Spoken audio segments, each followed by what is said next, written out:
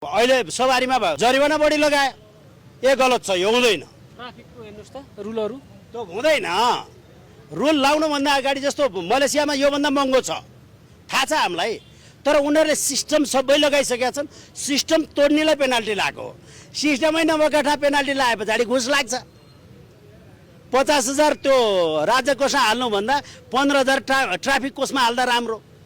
त्यस पछाडि सुशासन होइन उशासन आउँछ उशासन आए पछाडि सरकार जान्छ त्यो नगर खबरदार भने यही हो जस्तो चुरोट खान पाइँदैन सार्वजनिक ठाउँ ऊ यहाँनिर होर्डिङ बोर्ड राख चोटा गएर बसेर खाने ठाउँ राख 500 मिटरमा बुथ बनाऊ स्मोकिङ जोन राखिदेऊ अब धाएर गएर खानुपर्छ नि धाउन छोड्छ मान्छेले अनि खानु पर्यो भने त्यहाँ जान्छ एयरपोर्टमा छ स्मोकिङ जोन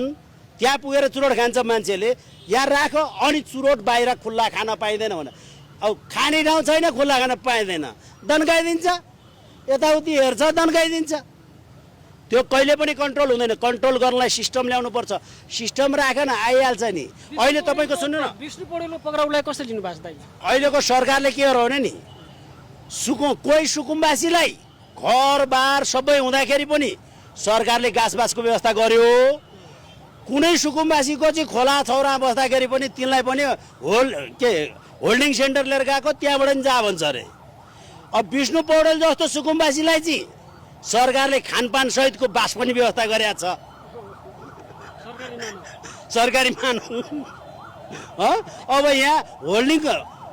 सेन्टरमा बसेको चाहिँ छैन जानु बर्खा सुरु छैन जानु अमरेश कुमार सिंहलाई पनि पक्राउ गर्ने तयारी गर्दैछ भन्दैछ कि राष्ट्रपालले अनुसन्धान गर्दैछ न त्यो गर्नै पर्दैन हाम्रो देशमा भ्रष्टाचारी कति छन् भन्ने कुरा हामीलाई थाहा छैन अमरेश कुमार सिंह भ्रष्टाचारी हुन् को नेक्सस कहाँ पुग्छ म त जान्दिनँ आइसके पछाडि कुरा गर्ने हो लागेको होला त अमरेश कुमार सिंह किन अनुसन्धान गरिरहेछ त्यतिकै त सम्हाउँदैन होइन अलिकति रिस उठे पछाडि तपाईँहरूले पनि भन्नुहुन्छ नि सरकारलाई बढी बोलो सुदनले समाउँछ भनेर भनिहाल्नुहुन्छ नि यसले त मुखै छाडो आज यसलाई समाउनु बेर छैन बेलुका उठाइदिन्छ भन्नुहुन्छ नि त्यो मान्छेले बोल्या देखे पछाडि भन्छ चित्त दुखे पछाडि त्यो एउटा कुरो सरकारले दुःख दिनलाई समाउने छुट्टो कुरो अर्को कुनै चिज सरकारले गलत भएको थाहा पाए पछाडि अनुसन्धानको दायरामा आउने मान्छेहरू तन्किन्छन्